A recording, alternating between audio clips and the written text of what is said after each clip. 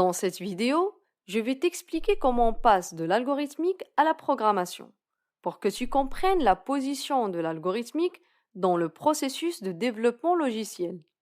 Le développement logiciel est un processus permettant de construire des programmes qui répondent à un besoin donné. D'ailleurs, la différence entre un programme et un logiciel, c'est qu'un programme est un ensemble d'opérations exécutées automatiquement, et un logiciel est tout simplement composé d'un ensemble de programmes compatibles entre eux, ainsi que tout élément nécessaire pour les rendre opérationnels. Les grandes phases dans le développement logiciel sont l'analyse et la phase de cadrage, qui permet de recueillir les informations indispensables pour comprendre le besoin du client, à savoir les fonctionnalités métiers, comme la gestion de l'authentification et les différents traitements à faire. Les types de données, c'est-à-dire est-ce que le programme va manipuler des nombres, du texte, des images ou d'autres formats. Les contraintes de sécurité, les contraintes de performance et les règles de gestion.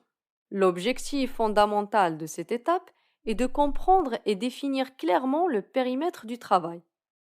La conception consiste à étudier les solutions et en choisir celle qui répond au mieux à l'analyse réalisée. Et c'est à ce niveau-là qu'on se sert de l'algorithmique pour concevoir la logique de nos solutions.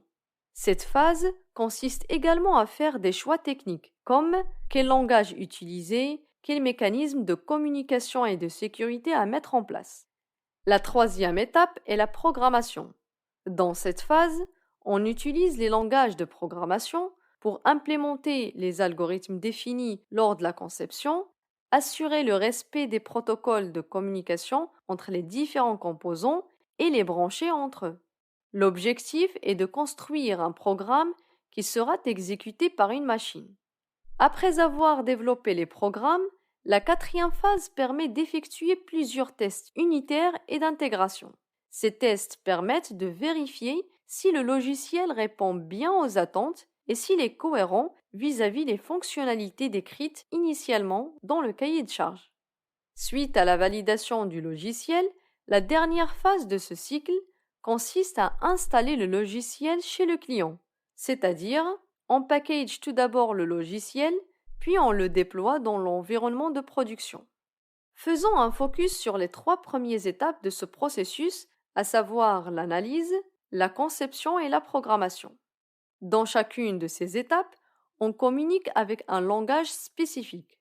À l'analyse, le client présente son cahier de charge en langage naturel, comme le français, anglais ou autre.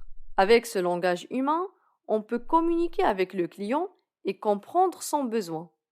À la conception, on transforme le langage naturel en un langage semi-naturel pour écrire des algorithmes.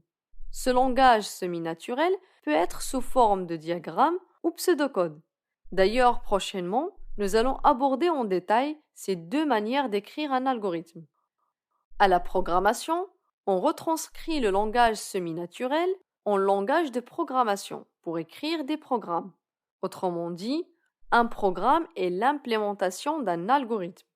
Mais rappelons-nous que l'objectif final est d'exécuter les instructions par la machine, et celle-ci ne comprend qu'un seul langage appelé langage machine ou langage binaire. Donc, il faut transformer le programme en langage machine. Cette transformation est assurée par l'éditeur du langage de programmation. Nous allons voir ensemble ces différentes phases de développement logiciel à travers un cas d'usage. Il s'agit d'un épicier qui souhaite transformer sa petite épicerie en supermarché, car il a constaté l'insatisfaction de sa clientèle à cause de l'encombrement dans son magasin. À part la construction du bâtiment, il a besoin de certains logiciels. Donc, il a sollicité une société de conseil en technologie de l'information pour qu'elle étudie son besoin et lui propose des solutions.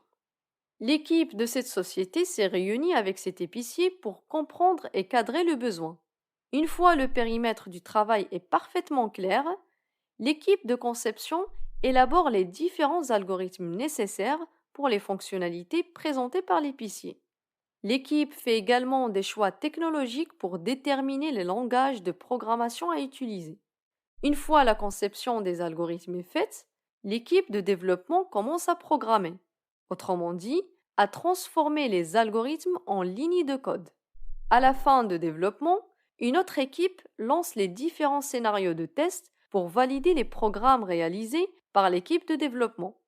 En cas de détection des anomalies, l'équipe de développement corrige les bugs remontés. Puis, l'équipe de test vérifie que les retours ont bien été pris en compte et qu'il n'y a pas des éventuelles régressions suite aux corrections. Une fois l'équipe valide toutes les fonctionnalités, l'équipe de livraison package le produit développé puis le déployer dans l'environnement du client. C'est ce qu'on appelle la mise en production. Le client doit également valider de son côté le bon fonctionnement des logiciels avant de les mettre en service dans son nouveau supermarché. Pour résumer, l'algorithme est le premier pas indispensable vers la programmation. Et l'écriture d'un algorithme doit être complètement indépendante de tout langage informatique. D'ailleurs, il y en a ceux qui pensent que l'algorithmique s'apprend en programmant avec un langage de programmation. Eh bien, malheureusement, cela provoque un mélange entre les fondamentaux de l'algorithmique et les spécificités d'un langage de programmation. Et les personnes qui vont lire un algorithme doivent le comprendre facilement, sans avoir des connaissances préalables d'un langage de programmation. Dans la prochaine vidéo, nous allons aborder les différentes manières pour écrire un algorithme. À tout de suite!